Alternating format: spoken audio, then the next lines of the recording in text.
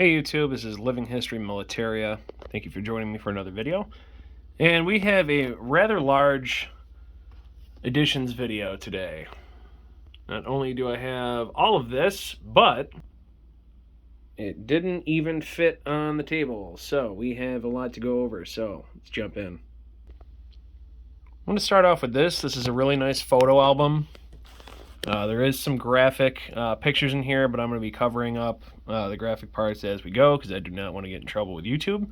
So, if we look up here on the first page, in here is a little certificate about business card size, and dated May 15th, 1945. And what this is a certificate for crossing the equator. While bound for the South Pacific on a mission of war, to a Mr. George Evans aboard the MS Boschfontein. So that is pretty cool. Happy to have that.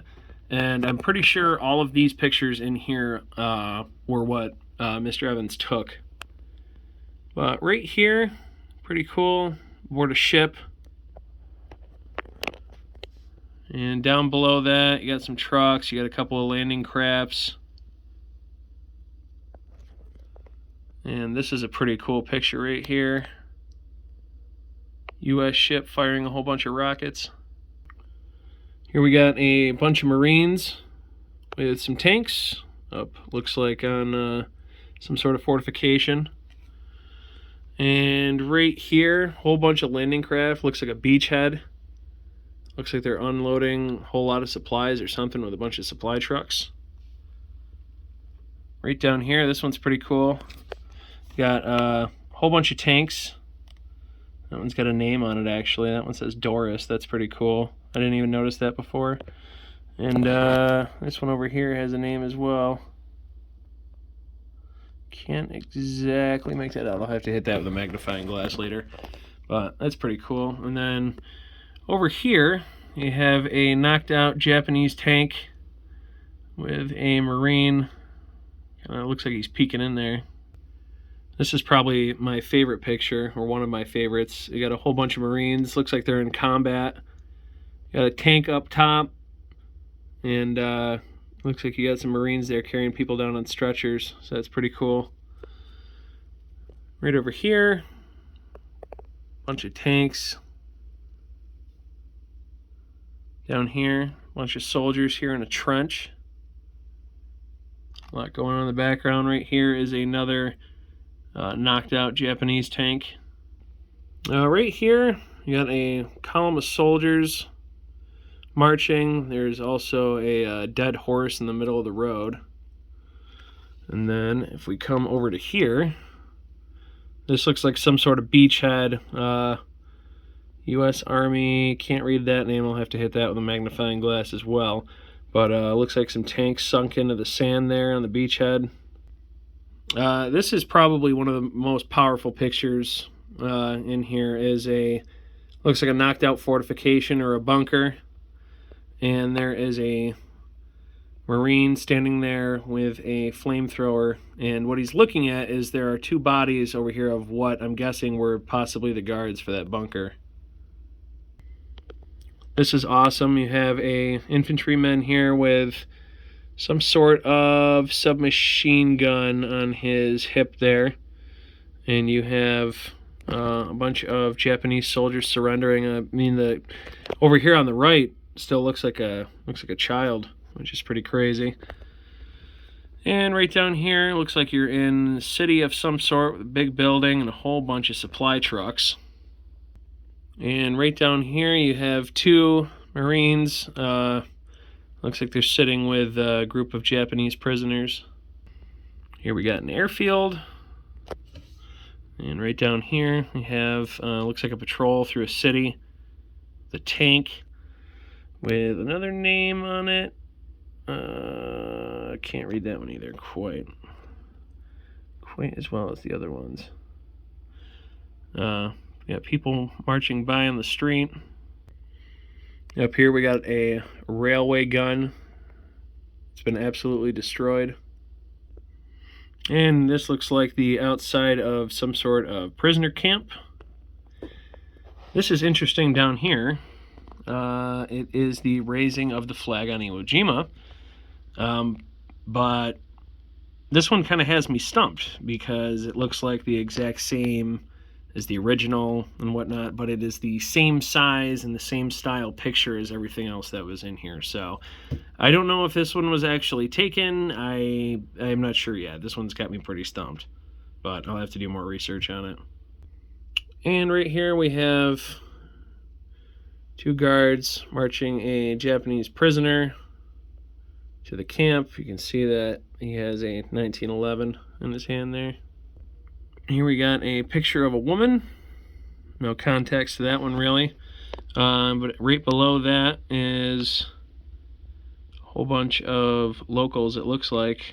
You can see the soldiers standing off there to the side. Right up here, some sort of cemetery. Not sure where this one is. And right down below that, got some more locals on some buffalo. And to end it off, you got this awesome shot of a beachhead with a whole bunch of ships, a whole bunch of land vehicles. And right below that, pretty cool. Not sure if there's any famous people in here, but very well dressed aboard a U.S. ship. So I'm assuming this was during the surrender. So I'll have to do some research on that as well. And for my next little section here, I found everything that I'm about to show you was found at a flea market. I got everything for, I think it was $130. I think I ended up spending all together, but I got one heck of a deal. We're going to start up here with some patches. I found all of these were at the same table. Got a really nice English-made blackback 2nd Armored Division, and this is on wool felt here. Found this awesome U.S. Marines with the Bulldog, and this has the cheesecloth backing, and that is a really large patch too. I have no idea what this one is, honestly. I got it. I was thinking that it was something Air Force or Civil Air Patrol, maybe. Not entirely sure. Right here on the back, you see it's... I honestly don't know. It doesn't glow under a black light. Not even sure if this is U.S., but I saw the backing on it and figured why not. So any help would be appreciated with this one. Again, this is a large patch as well. Found, I believe this is something naval engineers, combat engineers, something like that. But I don't have that, and this is cool too. 2nd Coastal Defense with the greenback. I also managed to find this, which is a filled M1 Garand clip, as many people might know. All the cartridges are spent. One of these is, I believe it's Denver 1943, and the other 7 are WRA 1951. So some Korean War dated ammo in there, so that's pretty cool. And next I found this little portrait, World War II soldier.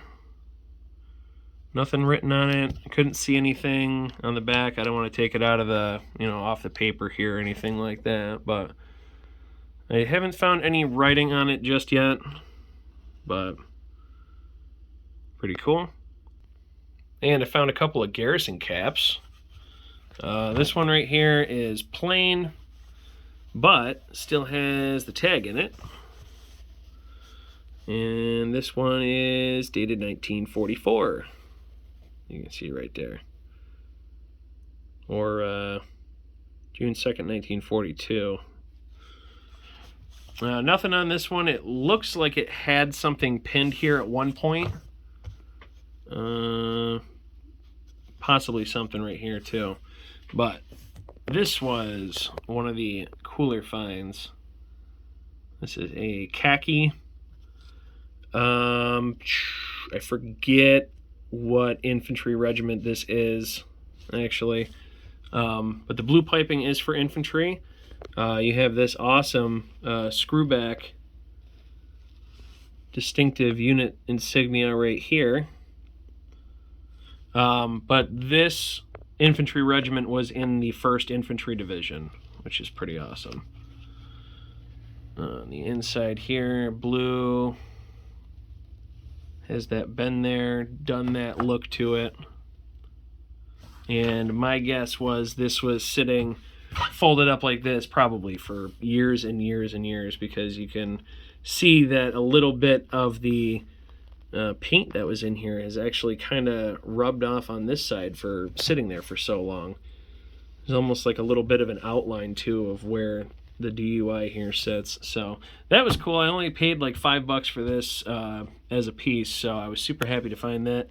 Like I said, I think this is like 10th or 14th Infantry Regiment, 1st Infantry Division, so that was cool to add to the collection. And I also found this. I think I paid $5 or $15 maybe for this one. Army Service Gas Mask, the M something or other. I have another one of these bags though.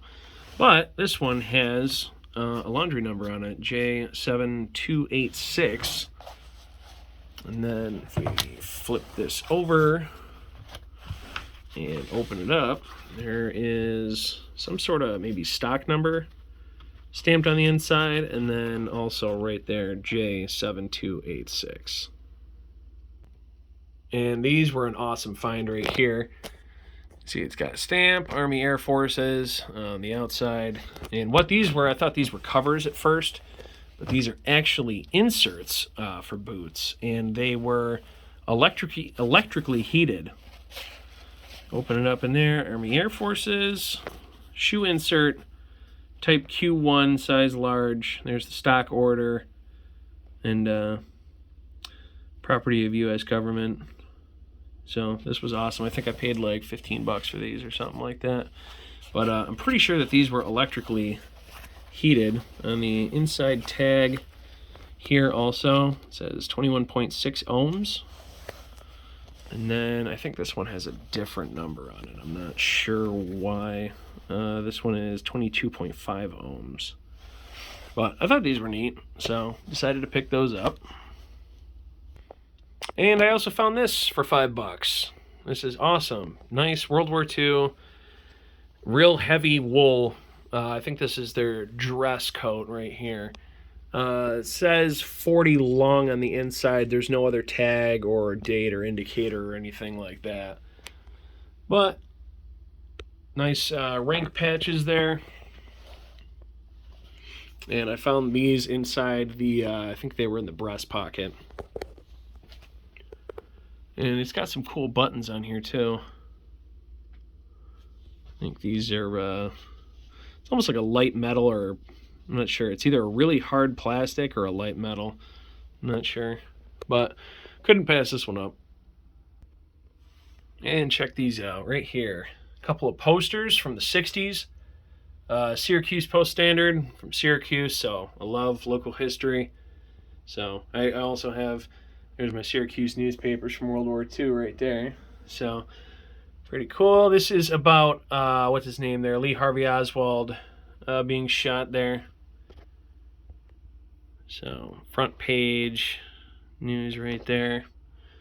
So there's that one. That one's dated Monday the 25th of 1963. And I've been trying to flatten these out the best I could because they were folded up in quarters. They were in rough shape.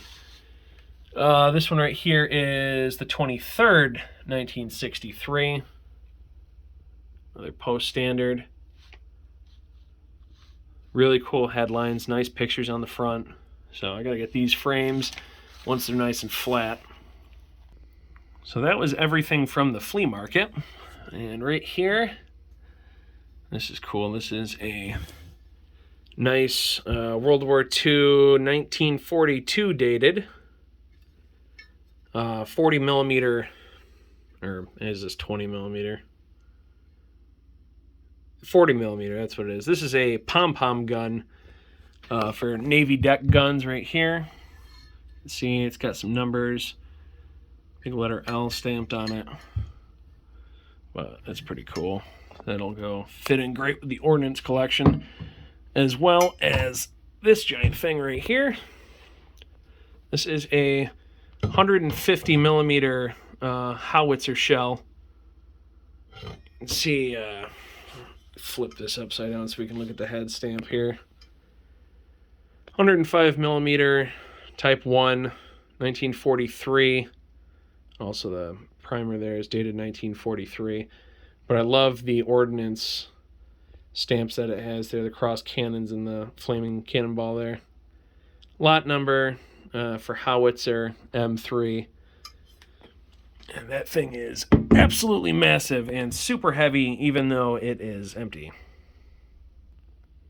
And of course, I've been patch hunting, so got all of these. Right down here, I got a nice felt cheesecloth backed 2nd Marine Division. This is the later design. I also have this 3rd Marine, I believe this is an amphibious core. Got that, that's pretty cool. This I was super excited to find. 29th Infantry Division, yes, I already have it. But with a greenback, I do not have. And I've been trying to replace, actually, all of my Infantry Division whitebacks with greenbacks, and I've been doing pretty decent, but that was a huge score for me. And right here, I got a very large combat crew patch on felt. There's the back, the cheesecloth. Also have a uniform removed greenback Army Air Forces. Right here, I have a 12th Infantry Division, also known as the Philippine Division, Constabulary, something like that. Can't pronounce that. Constable for the 12th Marine, or not Marine Division, Philippine Division here. And this one is also a greenback. So I was happy to find that one. I don't even have any version of that one. And also found this one, and just like the other one that I found at the flea market, this is a 1st Armored Division on felt here, and this one is also English made with the black back. This one looks like it was sitting in a scrapbook. It's got some residue on the back of it. Now down here, I usually don't collect German patches. I mainly stick with US, World War II, but I had to make an exception on these because if we flip these over, these are all made of felt. You can see right there. Got here tags, 1942, and the German Eagle. And every single one of these has the tag still stapled to it. They are all, I'm pretty sure, all dated 1942. So I managed to scoop up 7 of them. This one is special up here because this one is Luftwaffe 1942. So put that up with my German stuff, and I have a couple other German patches, but I couldn't pass these up just because of the tags. And the same gentleman that I purchased the howitzer shell from also threw in all these other little random goodies here. Have a airspeed, an altitude, like dial for the Air Force here. It is not together, but still. Could just put a pin or something through the center there, and this rotates to line up with the dial. So that's pretty cool. Right here we have a screwback armored cavalry, I believe is what this one is. This one's pretty cool. Down here, theater made North Africa campaign ribbon right there. Also gave me a, this is 25th Division, 25th Infantry Division white back there. That's pretty cool. And I also have this, which I'm not sure what caliber this is, but it is dated 1968 there, WRA. So that's cool. And then I believe this is more of a modern metal, but still kind of cool. I'm not sure what I'm going to do to this one yet. Full set though, the ribbon bar and the little metal insignia there, and the actual medal for military achievement. And that comes in a nice little box. Also managed to pick this up. Looks like it was used by the Boy Scouts. This is dated 1918. It is very, very faint, but you can see it right here, 1918 dated. And this axe was manufactured by Plum, which I have a bolo knife that is made by Plum. Handle still in decent shape, however, at the top here, the axe head is really, really loose, really, really wobbly, so this will not be used for anything. Not that I would use it even if it was in good shape, but a little wobbly on that, but I still thought that that was a nice addition to the blade collection. And I also got these awesome pair of gaiters, and you can see right on the inside, 1938, I believe, and I think these are dated 1942.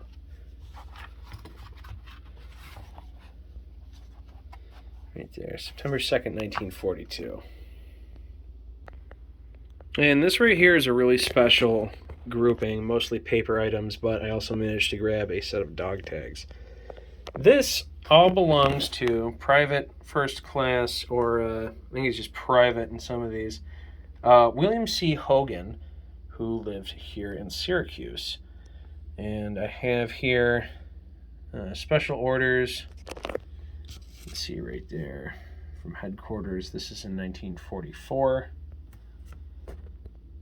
And let's see, the following enlisted men: 3508th Army Air Force Base Unit, blah, blah, blah.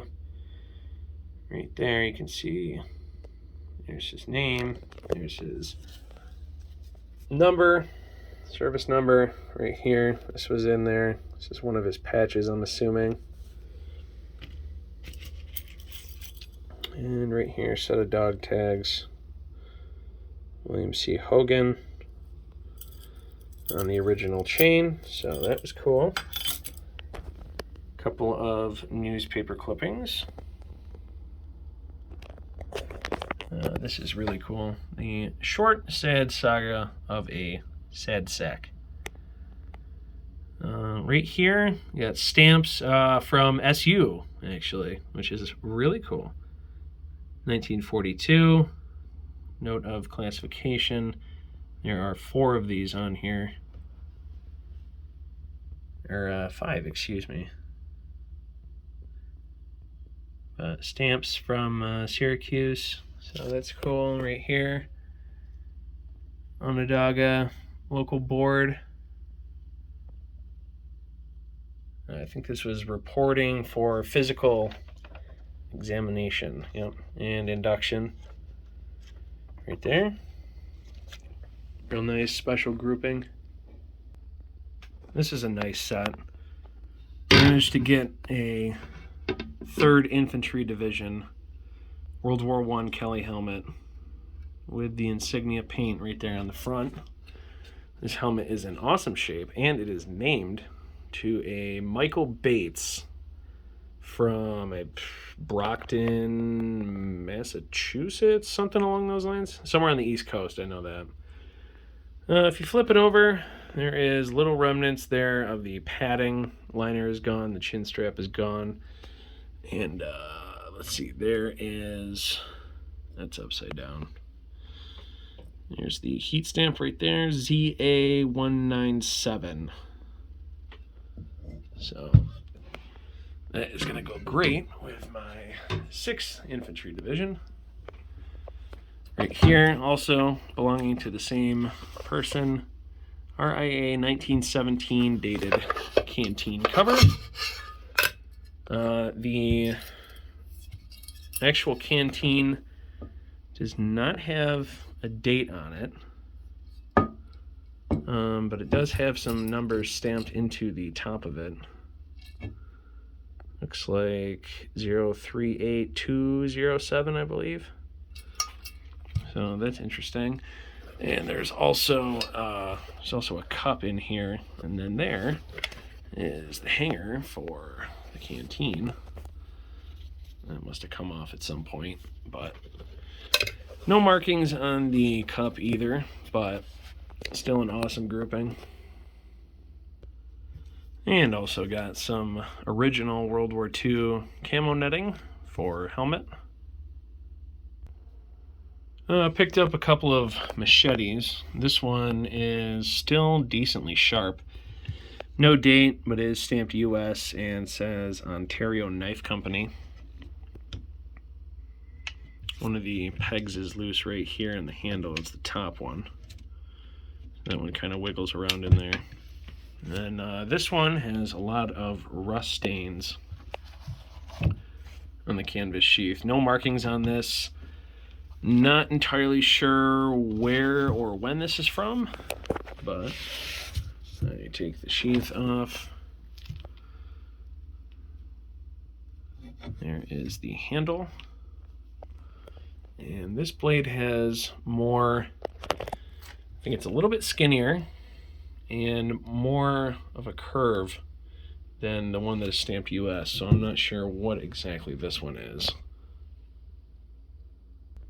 And we also got this awesome Field Dug German belt buckle. Back, it still swivels. Really rusty, definitely a relic. And I also got this super tiny set of jump wings. Nothing marked on it, just 6, 7, 8 on the back, so I'm not sure entirely what the era that is from. And before we get into this, just need to clarify that I do not support any ideals of the Third Reich or any of that. This is simply for historical purposes and information. This was actually given to me by somebody who knows I collect. We have a nice little strip of stamps there, all still stuck to the paper. And this little bracelet, it is marked on the back right here, sterling. And I was told that this had a pocket watch once attached to it. The person who gave it to me said that their uncle or somebody, grandfather, had served, father I think it was, and that he was in the armored divisions and knocked out a German tank, and then this was on one of the soldiers inside the tank. I'm not sure exactly how true that story is, however, I could use a bit of help identifying this. You can see that it does have the clasp right there. And it is marked sterling right on the back of that one, so not too sure about that one, but still an interesting piece. And this right here is going to be the crown jewel of today's video. Got this in yesterday, bought this as a group. While not named to the same vet, these all came together. Right here, got it's like sand, like stuck to it, so I'm assuming that this was some sort of camouflage or something or other. That's what I was told, it was camouflaged. Right here you have what looks to be like a ricochet impact and 2 points of entry there on the top of the head. And if we flip this one over, this one still has the liner and the chin strap, which is still in decent shape, and there is a mark around here somewhere. Here it is. H5 or HS73 it looks like. But this is awesome. The helmet was not named, however, this corrected English model gas mask is. You can see here that the hose has broken off the facepiece, but the material that this is made out of is still pretty supple. You can see here we got some cracks in the eye lenses. This is just an awesome piece of history, though. The inside is crumbling pretty bad. The inside, I'm going to guess it's the gasket up here. Remnants of the rubber mouthpiece right here. I do have the other piece of hose, though. So this still moves. This is still in, all right shape, even though it's disconnected. And attached to it is the tag. And this is the use of the gas mask. This is named to a Walter L. Hudson from Virginia, if I remember correctly, from the 60th Field Artillery, I believe. Battery F is what he was in. So this is cool. Plaster for repairs or tears in the hood. Doesn't have anything in there, unfortunately. Some more instructions on the back there. And the actual filter right here. So tube connects to the filter, which connects to the gas mask. This thing's pretty heavy. Nothing in there. And who I bought it from shipped it out, I guess, a couple days later than they had anticipated. So he said he threw in a bunch of free stuff to make up for it. Here we go. Got an empty U.S. Medic first aid pouch. Looks like Bierce MFG Company, 1942. Got a nice pistol belt right here. U.S. And if I flip this over, you cannot see that in the light at all. I think it goes this way. There we go. You can kind of see right here, it says 42 underneath the snap. So 1942 dated belt. And nice little pair of suspenders here. Unsure. I think these are World War II. There's no dates or anything on them. But there's a couple numbers, I know, written on the thicker part of the strap somewhere. I'm not sure if it's a laundry number or whatnot, but it's right there. I can't really make it out. 37547 possibly, or maybe that's a J 7547. But either way, I was ecstatic to see that he had tossed so many of those in there. I wasn't expecting anything like that. But that is going to do it for today's video. I know it was kind of a lengthy one, but everything has pretty much just been finding me these past couple weeks. But I want to thank you guys again for supporting my channel. I'm almost to 100 followers, which is pretty crazy for me. And I want to thank you for all the views, all the comments too. I love hearing from you guys. So if you like what you see, leave a like and a follow. Plenty more videos to come, and we'll see you on the next one.